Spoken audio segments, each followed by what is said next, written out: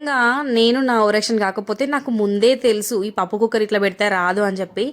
కానీ పులిని చూసినాక వాతలు పెట్టుకుంటుందని అంటారు కదా, అది నిజమండి. అయితే అప్పుడు ఎప్పుడో మా చిన్న అడవిలో చెప్పింది, నా ఈ పప్పు కుక్కర్ హ్యాండిల్స్ ఇరిగిపోయినాయి, సో నేను మా పప్పు ఉడకబెట్టినప్పుడు పిల్లలకి లేట్ అవుతుంది కదా, ఇక నేను మధ్యలో ఇట్లా పెట్టి తీస్తాను, ఎక్కువ వేయను, అందుకేం కొనట్లేదు పప్పు కుక్కర్ అని చెప్పింది. సరేలే, ఇక మా అక్క చెప్పింది కదా, నా పప్పు కుక్కర్ పరిస్థితి కూడా అదే ఉంది, ఇంకొకటి లేదు మన దగ్గర, ఒక్కటే ఉంది.